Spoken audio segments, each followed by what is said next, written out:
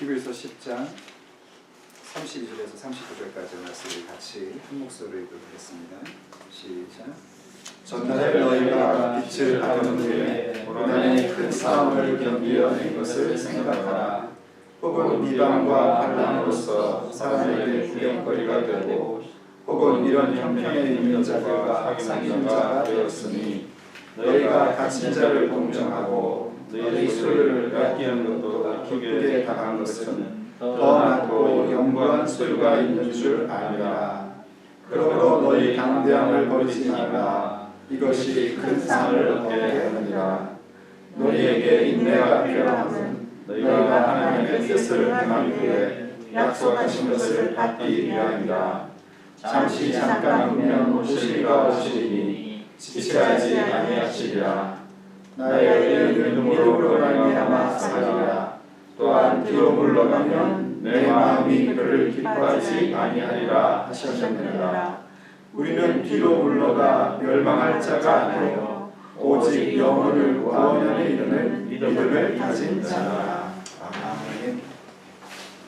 오늘 히브리서 10장 32절 39절 말씀을 중심으로 해서 구원함에 이르는 믿음이라는 제목으로 함께 은혜를 나누고자 합니다. 오늘 본문 39절에 이런 말씀을 주고 있는 걸 함께 읽었습니다. 우리는 뒤로 물러가 멸망할 자가 아니요 오직 영혼을 구원함에 이르는 믿음을 가진 자니라 하고 선언을 해줍니다. 저와 여러분이 우리의 영혼을 구원함에 이르는 그 믿음을 가진 자로서 이 자리에 함께하기를 먼저 축복합니다. 여기 지금 얘기하고 있는 뒤로 물러가 멸망할 자가 아직 복음을 받지 않은 사람들을 얘기하는 것은 아닙니다.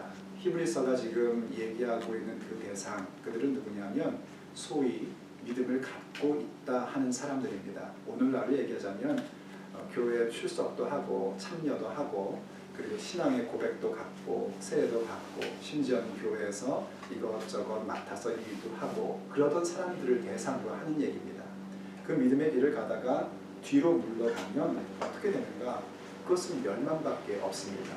하지만 우리는 어떤 사람이 되어야 되는가? 그것이 아니라 우리의 영혼의 구원함을 받는 믿음을 가진 자로서의 삶을 살아야 한다고 우리에게 얘기를 해줍니다.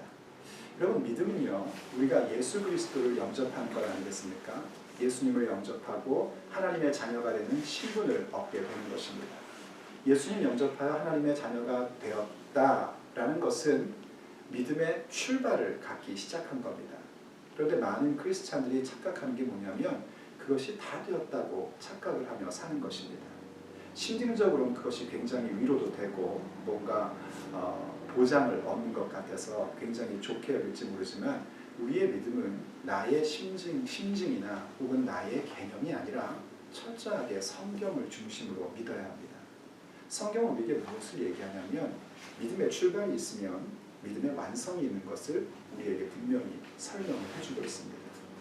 우리가 예수님 영접하고 구원받아 하나님의 자녀가 되는 신분 얻는 것이 중요한 만큼 동시에 중요한 건 뭐냐면 우리의 믿음이 결국 영혼이 구원함에 이르는 완성의 단계로 들어가는 것 역시 성경은 우리에게 중요하게 얘기하고 있고 그 모습을 지켜야 한다고 반드시 그것을 이루어야 한다고 우리에게 명하고 있습니다.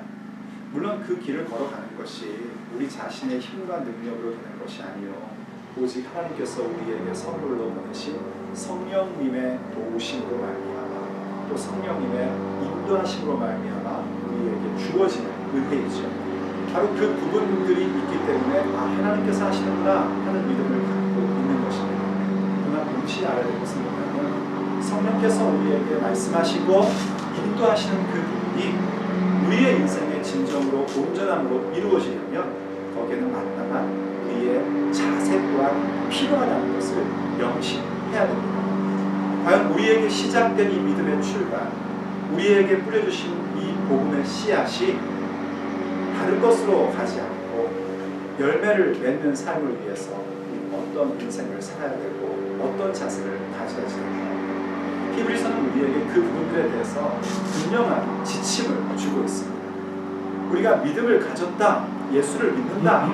과연 예수 그리스도께서 우리의 대제사장이 되셨고 예수님께서 우리의 인생 가운데에 예수의 피로 말미암아 하나님 앞에 나아갈 수 있는 그 거룩한 성소 가운데 나아갈 수 있는 권세를 주셨다 하는 것을 믿고 있다면 우리가 그 믿음을 가지고 개인적으로는 하나님께 진실한 마음으로 온전한 믿음 가운데 날마다 나아가는 기도의 사람이 되어야 되고 우리의 믿는 도리를 굳게 잡고 흔들리지 않는 그런 말씀의 사람이 되어야 하며 더 나아가 하나님께서 우리에게 베풀어 주신 예수 그리스도의 몸된 교회 가운데에서 내가 지체가 됐다는 사실을 잊지 말고 서로 돌아보고 서로 사랑하고 서로 선행을 격려하는 자가 되어 바로 예수 그리스도의 이름을 기념하며 하나님을 찬양하고 성령으로 충만함을 받는 그 모임에 모이기를 힘쓰는 자들이 되어야 한다는 것을 가르쳐 줬습니다.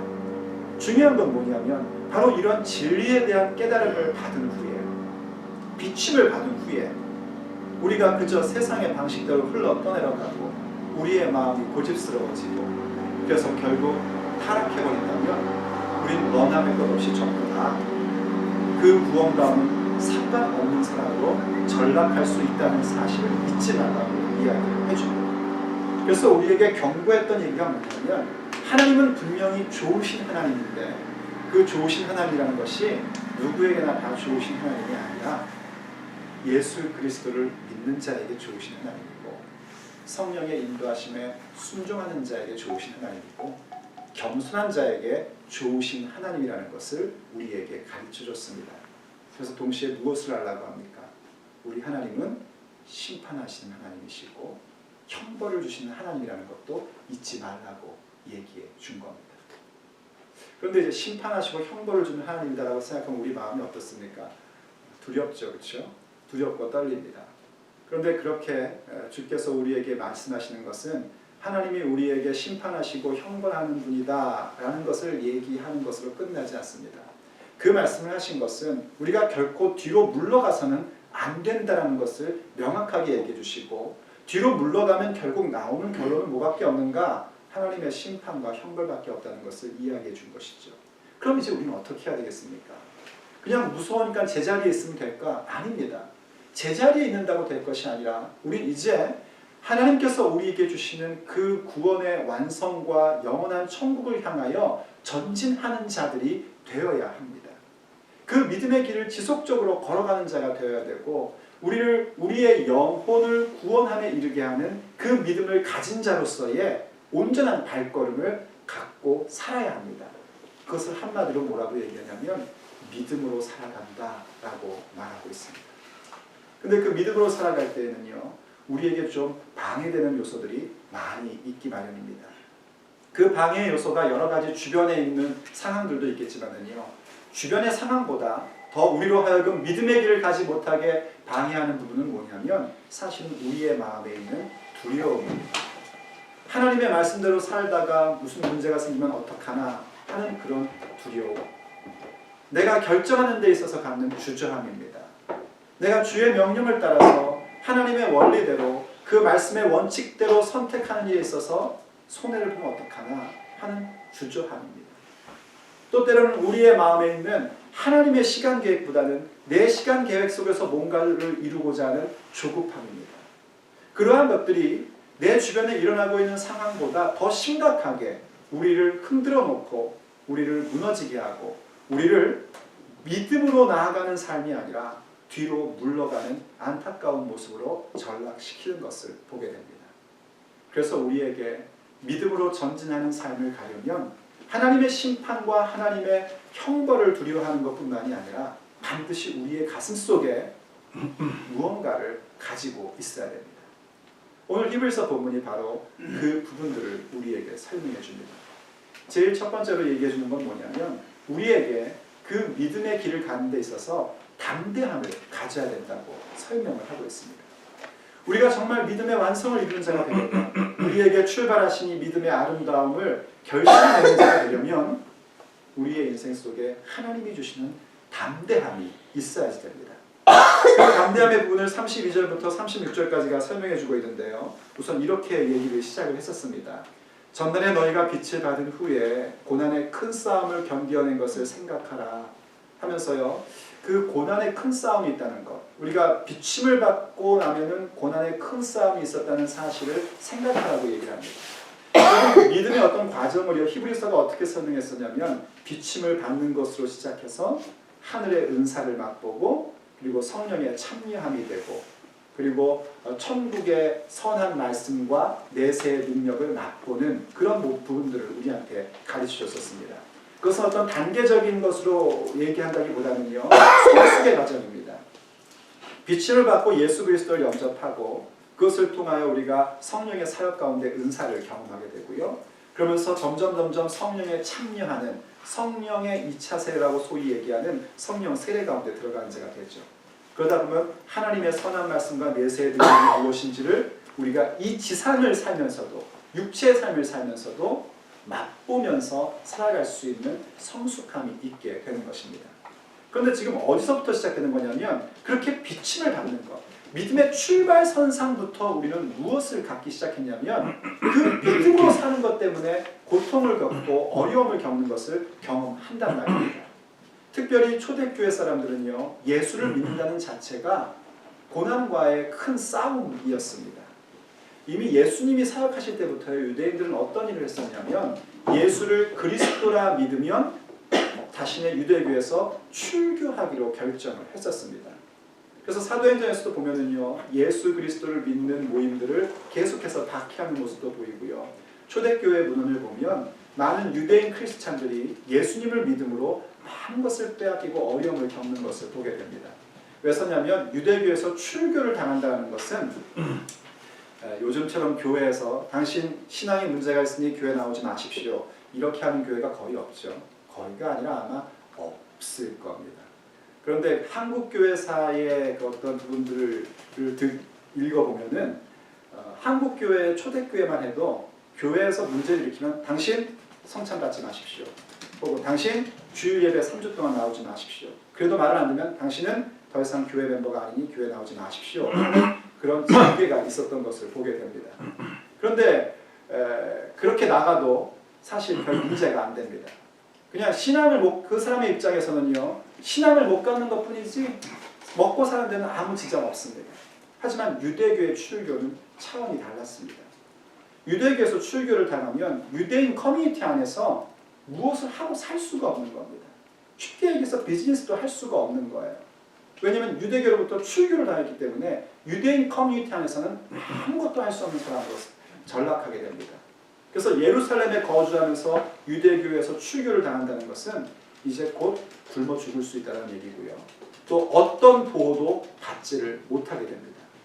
어떤 보호도 받지 못하고 어떤 사람, 그 사람에 대하여 옥에 가두는 일을 가져도 뭐라고 항변을 할 수가 없는 그런 위치에 전락하게 되는 겁니다. 여러분 신경 쓰지 마십시오. 누가 개를 맡기고 가가지고, 이 소리가 지금 개가 걸어다니는 소리니까 개는 짖어도 우리는 갈 길을 가야지 되니까요. 말씀에 집중하시기를 바랍니다. 그렇게 유대교에서 출교를 당한다는 것은 심각한 문제였습니다. 그래서 유대인 크리스찬들이 예수를 믿는다는 것은 그 다음에 구체적으로 어려움을 겪는 일들을 갖게끔 되는 거였어요. 그래서 그들이 어떤 어려움을 겪었는가 33절을 보시면요, 혹은 비방과 환난으로서 사람들에게 구경거리가 되고 라고 얘기하죠. 이 비방이라는 게 뭔지 아시죠? 거짓 증언을 하는 겁니다. 거짓으로 만들어서 비난을 하는 것이고 모욕을 주는 겁니다. 그게 비방입니다. 현대인으로 바꾸자면 가십을 만드는 겁니다. 확인되지 않은 부분들에 대해서 뭔가 말을 만들어서 누군가를 비난하고 누군가를 모욕하는 거죠. 그리고 이 환난이라는 말은요, 폭력이 포함되어 있는 박해를 얘기하는 겁니다. 폭력을 가한단 말이죠. 그래서 이러한 모습들을 은근히 하는 정도가 아니라 굉장히 노골적으로 사용을 해가지고 그 유대인 커뮤니티 안에서 뭐가 되는가? 구경거리가 되는 겁니다. 이 구경거리라는 단어는요, 극장이라는 단어에서 파생된 말이거든요. 사람들이 아예 공식적으로 저것을 보면서 아이고 저런 일이 생겼네, 저 사람 저렇게 문제가 생겼네 하고 볼 수 있게끔 그렇게 만들어내는 겁니다. 또 당하는 일은 뭐였냐면요, 34절 보면 갇힌 자라는 표현이 나오죠. 옥에 갇히기도 했단 말이죠. 다른 이유가 아니라 예수를 그리스도라 믿는 이유 때문에 옥에 갇힌 겁니다. 심지어는 어떤 일까지 생깁니까? 소유를 빼앗기기도 합니다. 그냥 일할 수가 없어가지고 재산이 축나는 차원이 아니라 누군가 와서 소유를 빼앗아가도 어디다가 항변할 수가 없는 겁니다. 왜냐하면 출교당한 자이기 때문에 그렇습니다. 아무 권리도 없고 아무 보호도 받을 수 없는 그런 존재가 되어버린 겁니다. 그런 존재가 될 만큼의 고통과 어려움이 있었고 그 싸움을 싸웠던 사람들이 지금 히브리서의 1차 독자의 모습입니다. 또 혹은 내가 직접 그렇게 비방을 받거나 혹은 환난을 당하거나 옥에 갇히거나 혹은 재산을 뺏기는 그런 일이 없다 할지라도 나머지 크리스찬들은 어땠냐면은 아직 나에겐 닥치지 않았지만 지금 경험하고 있는 옥에 갇힌 자들을 가서 돌아보고 비방당하고 환난당하고 구경거리가 된 사람들과 사귀는 자가 되는 것에 대하여 전혀 두려움을 갖지 않고 함께했다는 것입니다. 이게 뭐 그렇게 대단한 것인가 하고 생각할 수 있을지 모르지만 예를 들어서 옛날에는 누가 이게 옥에 갇히지 않습니까? 그러면 성경 시대는 옥에 갇히면 재산을 빼앗기고 옥에 갇힌 경우에 특별히 그런 경우에는 옥에서 음식을 먹을 수가 없었답니다. 옥에서 음식 먹는 건 다 자기의 책임이었대요.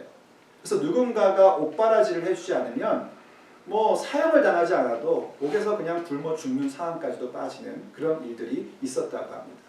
바로 그러한 모든 일들을 믿음의 동료가 가서 돌봐준 겁니다. 갇힌 자를 가서 돌봐주면 어떤 취급을 받겠습니까? 아, 이 사람도 이 옥에 갇힌 자와 똑같은 사람이구나 하는 취급을 받게 되죠.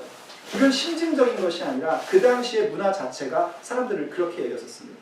그럼 이제 그 다음부터 나는 어떤 대상이 되냐면요, 박해자들의 타겟이 되기 시작을 하는 겁니다. 아, 쟤도 그러면 혹시 예수를 그리스도로 믿는 자겠구나, 쟤도 크리스찬이구나. 그럼 유익 있게 주시하기 시작하고 곧이어 나도 지금 옥에 갇히고 비방받고 환난당하고 구경거리 된 재산을 빼앗긴 그 형제와 똑같은 취급을 받을 수 있는 것입니다. 그럼에도 불구하고 그들은 어떻게 했는가? 바로 그렇게 비방과 환난과 구경거리가 된 자들과 사귀는 자가 되는 것 두려워하지 않았고 갇힌 자를 가서 돌보는 것 전혀 두려워하지 않았다는 겁니다. 그리고 심지어 그 모든 소유를 빼앗기는 것조차도 기뻐하는 마음을 가졌다고 얘기를 합니다. 왜 그랬는가? 그들이 했던 이유는 이렇게 얘기합니다. 그렇게 그들이 이 모든 일들을 겪고 당한 것은, 그것도 기쁘게 당한 것은 더 낫고 영구한 소유가 있는 줄 알미라 하고 얘기합니다. 그들이 왜 이러한 여러 가지의 박해 속에서도 그 싸움을 포기하지 않고 믿음의 길을 갔었던가? 이유는 훨씬 더 좋은, 훨씬 더 영원한 소유가 자신들에게 있다는 것을 알았기 때문이라고 얘기합니다. 그리고 그것이 무엇인가? 그것이 바로 담대함이라고 오늘 본문이 우리에게 얘기를 해주고 있는 겁니다. 그래서 이 35절에서 얘기하지 않습니까? 그러므로 너희 담대함을 버리지 말랍니다. 그 담대함이 어디서 오는 것이냐면 바로 더 낫고 영구한 소유가 우리에게 있다는 것을 알기 때문에 오는 담대함인 것입니다. 타고나기를 배짱이 좋은 얘기가 아닙니다. 정말 알기 때문입니다. 여러분, 우리에게 무엇이 필요한가? 바로 이 알미 필요합니다. 그냥 그런 정보나 말로 하는 알미 아니고요. 정말 우리에겐 더 낫고 영구한 소유가 있다는 것을 내가 체험하고 경험하며 확실하게 갖고 있는 그 알미, 우리에게 반드시 요청됩니다. 사도 바울이 그렇게 고백한 적이 있죠. 생각하건대 현재의 고난은 장차 올 영광과 비교할 수 없도다 하고 얘기했습니다. 그 장차 올 영광이 뭐냐면 히브리서 표현하면 더 낫고 영광 소유가 우리에게 온다는 것입니다. 사도행전에 보면요, 사도들이 박해를 받을 때에 그들은 그것을 기뻐했었습니다. 사도행전은 이렇게 고백을 합니다. 사도들은 그 이름을 위하여 능욕받는 일에 합당한 자로 여기심을 기뻐하면서 공회 앞을 떠나갔대요. 예수 그리스도의 이름 때문에 능욕을 받는 것, 이것도 참 어려운 일이죠. 여러분, 그런 경험 해본 적 있습니까? 저는 목회하면서 그런 일들을 종종 겪습니다. 정말 하나님의 말씀을 말씀대로 가르쳤는데 사람들이 그것을 받기 싫어서 다른 걸로 치고 들어온 때를 저는 종종 경험합니다. 바로 그렇게 할 때 능욕감이 생깁니다. 그런 능욕을 받을 때에 그것을 견디는 것도 쉬운 일은 아닙니다. 그런데 사실 더 어려운 게 뭔지 아십니까? 그 능욕을 받을 때 옆에서 너는 그 능욕을 받아도 싸다 하는 말을 들을 때에 그건 더 힘든 일입니다. 당신이 그렇게 하니까 그렇게 예수 믿고 그렇게 말씀대로 살겠다 그러고 그렇게 강하게 얘기를 하니까 결국 그런 꼴을 당하지. 당신은 그 일 받는 거 합당해. 바로 그 부분들이 사람의 마음을 더 힘들게 만듭니다. 여러분도 한번 생각해 보십시오. 뭔가 예수님 믿는 믿음으로 결정을 딱 했단 말이에요. 그래서 정말 사람들이 누가 보기에도 화려한 결과를 갖고 온다면은 모기를 한번 딱 주고 싶은데 때로는 그렇지 않고 우리가 뭔가 하나님의 뜻 가운데 견뎌야 될 부분들이 올 때가 있지 않습니까? 그거 견디는 것도 참 어렵단 말이에요. 근데 옆에서 그럽니다. 내 그럴 줄 알았다. 그럼 그 소리에 우리가 뒤집어지는 거 아니겠습니까? 무슨 말인지 이해가 안 가신 표정은 아니신 거죠, 지금 그게? 거기서 더 뒤집어집니다. 그런데 사도들은 어땠냐면 능욕받는 자로서 합당한 자로 여김을 받는 것. 쟤도 저렇게 능욕받아도 합당해 라고 여기는 것조차도 기뻐했다는 겁니다. 왜 그랬는가? 그 이유는 오늘 본문이 얘기해 준 것처럼 더 낫고 영구한 소유가 있다는 것을 그들은 확신했기 때문에 전혀 그것에 대해서 개의치 않고 오히려 그런 취급받는 것조차도 기뻐하는 모습을 가졌던 겁니다. 그래서 나오는 모습이 뭐였습니까? 담대함이었습니다. 자기의 목숨을 좌우할 수 있는 사람 앞에서도 예수 그리스도를 증거하고 그 부활을 증언하는 자로 서게 됐던 겁니다. 실제로 죽음을 당하는 앞에서도 그 믿음을 그들은 거역하지 않고 배반하지 않고 순교의 길을 갈 수 있었던 겁니다. 그게 우리에게 주어진 담대함입니다. 그 담대함이 우리에게 큰 상을 줄 것이기 때문에 오늘 성경은 우리에게 믿음의 길을 걸어가면서 믿음의 출발을 갖고 믿음의 여정을 간다면 반드시 그 담대함을 잃어버리지 말라고, 그 담대함을 버려서는 안 된다고 우리에게 강력하게 요청하고 있는 것입니다. 여러분, 그 믿음의 담대함을 잃지 마십시오. 그걸 버리려고 하지 마십시오. 정말 주의 말씀대로 생각하고 주의 말씀대로 선택하는 일에 대해서 그 주저하는 마음들을 다 버리고 하나님이 우리에게 주신 그 놀라운 믿음의 비전을 가지고 담대함 가운데 서는 자가 되시기를 간절히 바랍니다. 그때 우리의 믿음의 출발은 출발으로 끝나는 것이 아니라 영혼을 구원하는 그 구원함에 이르는 믿음을 가진 자로서의 완성을 이루게 되는 것입니다. 그러면서 또 다른 하나 중요한 것을 얘기하는 건 뭐냐면 이 담대함으로 갈 때 우리에게 꼭 요구되는 것이 인내라는 것입니다.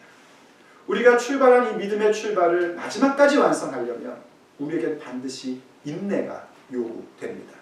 그래서 계속해서 36절 이하에서 인내를 얘기합니다. 너희에게 인내가 필요함은 너희가 하나님의 뜻을 행한 후에 약속하신 것을 받기 위함이라 하고 우리에게 말씀을 주고 있습니다. 여러분, 인내가 중요합니다. 여기서 인내가 필요하다는 얘기는요, 그거 필요한데 없으면 좀 아쉬운데 하는 그런 얘기가 아닙니다. 여기서 필요하다는 얘기는 필수라는 얘기입니다. 인내는 우리의 믿음의 완성을 가져가는 데에 필수적인 사항입니다. 인내가 왜 그렇게 필수적인가? 오늘 방금 36절이 얘기해 준 것처럼요, 하나님의 뜻을 행한 후에 약속하신 것을 받기 위하여는 인내가 필요하다는 겁니다. 무슨 얘기인지 이해되십니까? 예를 들어 성경이 우리에게 이렇게 명령하지 않습니까? 너희들은 겸손하라. 때가 이르면 하나님께서 너희를 높이시리라 하고 말씀을 줬어요. 그럼 겸손하라는 하나님의 뜻입니다.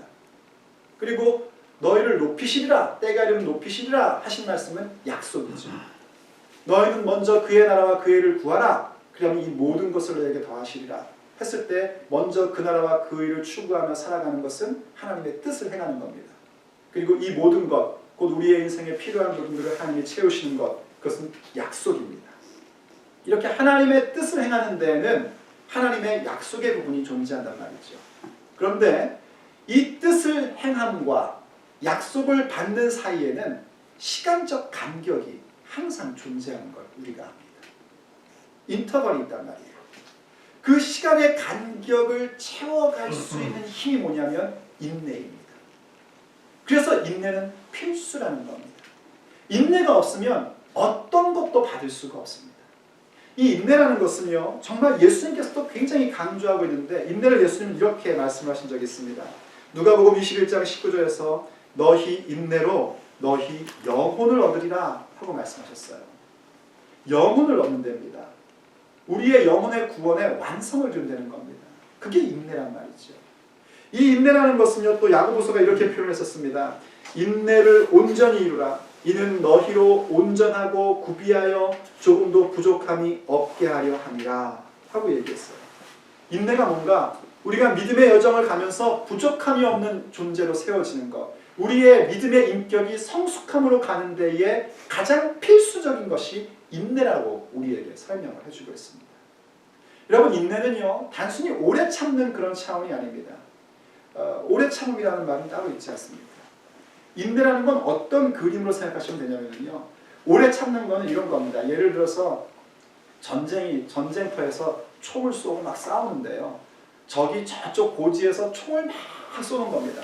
그럼 오래 참는 건 뭐냐면 어디에 숨어가지고 언제쯤 저 총탄이 끊어질까 하고 계속 참고 있는 거예요. 근데 인내는 뭐냐면 그 빗발치는 총탄을 뚫고 나가서 그 적진을 정복하는 그 과정이 인내입니다. 거기에는 오래 참는 것도 있어야 되고 전진하는 모습도 있어야 되죠. 그래서 인내라는 말은요, 가만히 꾹 참고 있는 차원의 얘기가 아니라 무언가를 향하여 계속해서 전진하고 전진하는 그 모습을 보여줄 때에 그걸 인내라고 얘기를 하는 겁니다. 그게 성경의 인내입니다. 그래서 요한계시록에서는요, 인내를 이렇게 표현한 적이 있습니다. 성도들의 인내가 여기 있나니 그들은 하나님의 계명과 예수에 대한 믿음을 지키는 자니라 하고 얘기합니다. 물론 이 앞에 나왔던 얘기는 뭐였냐면은 짐승표를 받은 자들이 이제 다 멸망을 받게 되고 짐승표 받지 아니한 예수의 사람들이 하나님 앞에서 영접을 받게 되는 그런 귀한 이제 은혜의 말씀이 나오는 건데요. 그때 그들이 그것을 견디면서 이겨냈던 힘이 뭐였는가? 성도의 인내였다는 겁니다.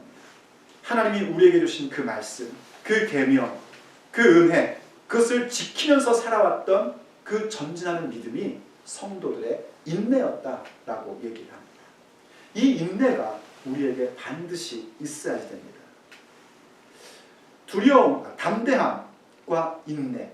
담대함이라는 것은요, 우리의 인생에서 부딪힌 어떤 사건 가운데 있어야 될 중요한 요소입니다. 믿음을 지키기 위해서요.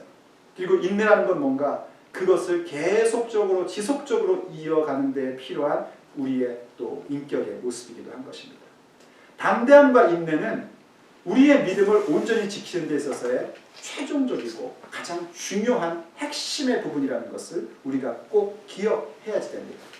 특별히 이 인내는 무엇과 관련되어 있냐면요, 예수님의 재림과 관련되어 있습니다. 우리가 하나님의 뜻을 행하면서 받을 최고의 약속은 뭐냐면 예수님의 재림 때에 우리가 영접받는 자가 된다는 약속입니다. 그래서 오늘 본문 37절에서는 그런 얘기를 하는 겁니다. 잠시 잠깐 후면 오시리가 오시리니 지체하지 아니하시리라 하고 얘기합니다. 예수님의 다시 오심을 얘기하는 거죠. 우리가 인내 가운데 제일 중요한 인내가 뭐냐면 다시 오실 예수님 바라보는 겁니다. 물론 잠시 잠깐이라는 말은 우리들의 시간 개념 속에서의 잠시 잠깐은 아닙니다. 우리의 시간 개념에서의 잠시 잠깐이라면 이건 말이 안 되죠. 왜냐하면 벌써 2000년이 지났지 않습니까? 이것은 우리의 시간 개념이 아니라 하나님의 시간 개념이에요. 하나님의 시간 개념에서 잠시 잠깐 후면은 예수 그리스도의 재림이 이루어지는 것이란 말이죠. 그럼 우리에게는 이 말씀이 어떤 의미인가?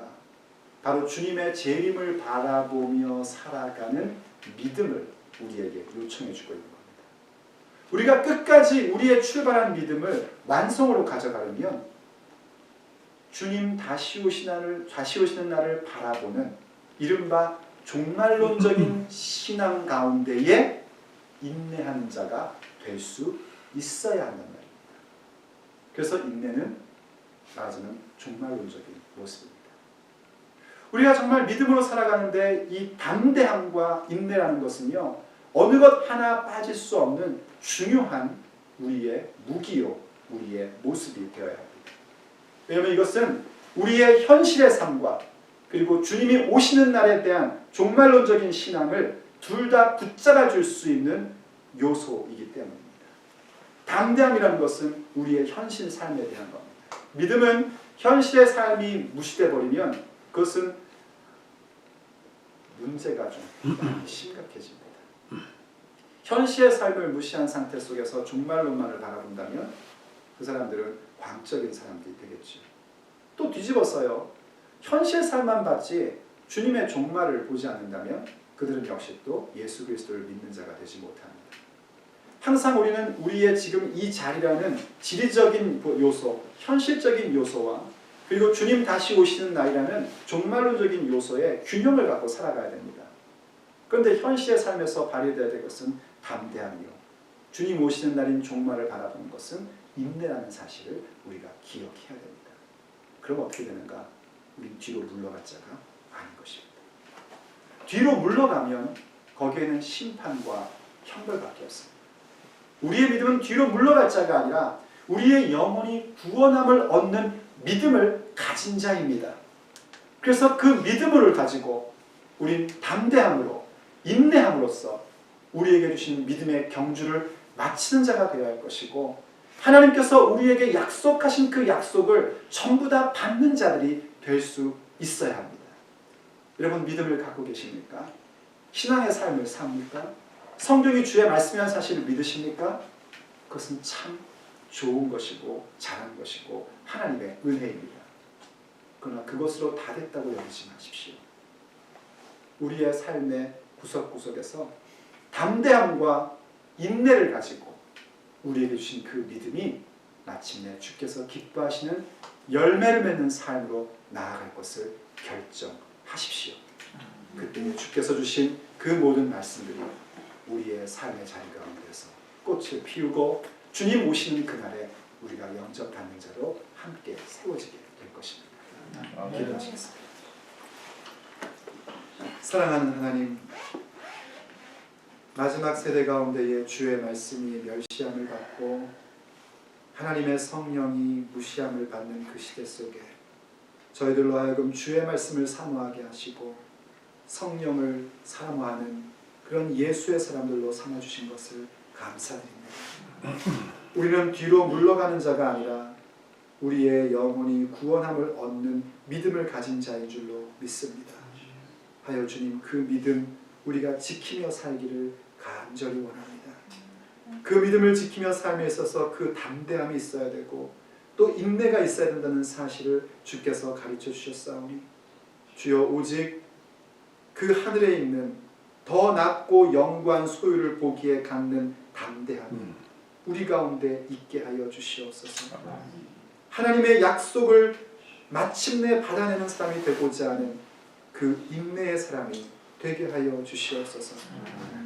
주님 살아가며 우리가 크고 작은 여러 가지 일들을 만나나 그 일들이 문제가 아니라 우리 속에 있는 담대함과 인내의 부족함이 문제인 줄로 압니다. 하오니 주여 오늘도 우리가 간구하건대 우리가 그 믿음을 가진 자로서 믿음의 구체적 모습인 담대함과 인내가 우리의 믿음의 길 가운데에 충만함으로 임하게 하여 주옵소서. 그래서 주께서 원하시는 그 아름다운 모습으로 우리 모두가 함께 세워지고 하나님 앞에 영광의 찬양을 영원히 올리는 그 자리 가운데에 우리 모두가 함께한 사람들이 될 수 있도록 오늘 이 현실의 삶에 담대함을 베풀어 주옵소서. 아멘. 지금은 우리 주 예수 그리스도의 은혜와 하나님 아버지의 그 크신 사랑하심과 성령님의 교통하심이 우리의 믿음의 구체적 모습을 담대함과 인내로서 일궈가기로 결정하는 사랑하는 모든 형제자매들 머리 위에 또한 저들의 가정 위에 사업 위에 일터 위에 저들이 만나는 모든 사람들 머리 위에 지금부터 영원까지 함께 있을지어다. 아멘.